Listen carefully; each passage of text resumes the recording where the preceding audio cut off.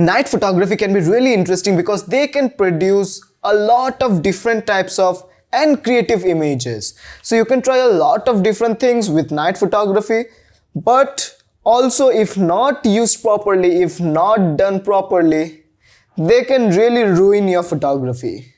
So in this video, I'm going to share with you 3 tips that will help you to level up your night photography game, and you can just flex around with your friends and with others, and also you can build your own portfolio so that you can get clients, right? So you know what's coming, right? Intro.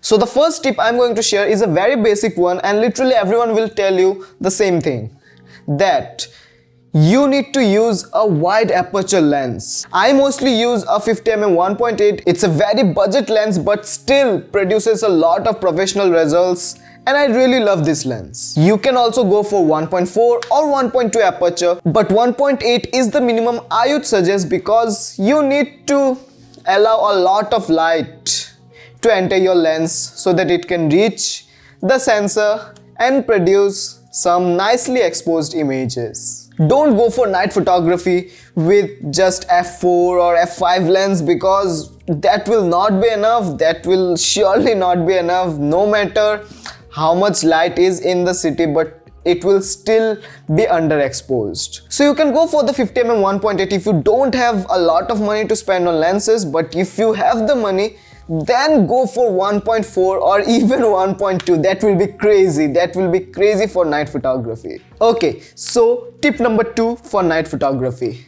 that is, always use the bokeh of lights in the cities for your image, for your framing. Now I know everyone knows the light bokehs at night really look splendid. They just look amazing. But you should know how to frame your image so that light bokehs come into act, and that makes the difference. So for that you need a subject and you need that background separation where the lights are in. Obviously the lights are in the background, so automatically the depth of field will create the light bokehs.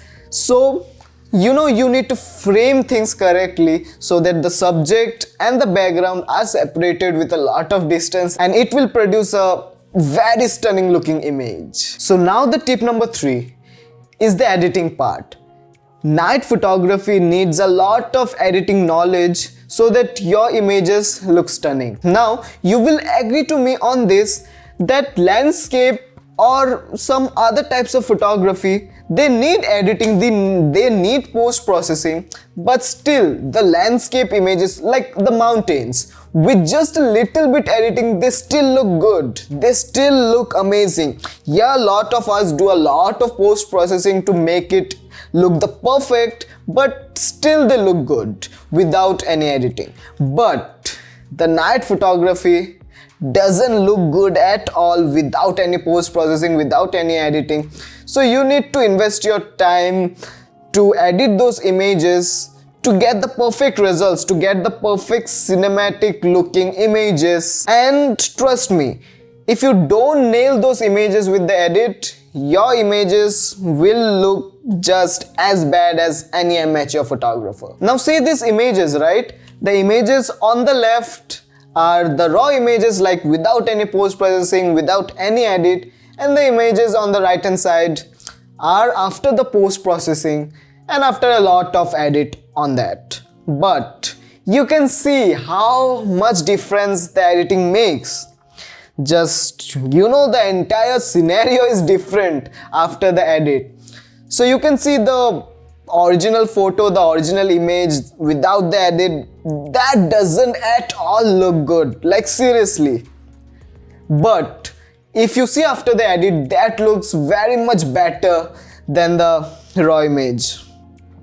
So you need to learn the editing skills, you need to develop those editing skills so that you can edit the night photography and just get the hold of it. So you need to practice a lot. Just take your camera and go out at night and wherever you are, whatever you see, just click those images at night and start practicing with the editing as well. See how you can make those images better, changing the temperature, changing the exposure, changing the contrast maybe, and playing with the curves, and you will see how your night photography game is going up. So I hope you liked this video, and if you did, then don't forget to hit the like button, and if you are not subscribed to my channel yet, New Year is coming, right? Just hit the subscribe button and show me some love. So that's it for today's video. See ya.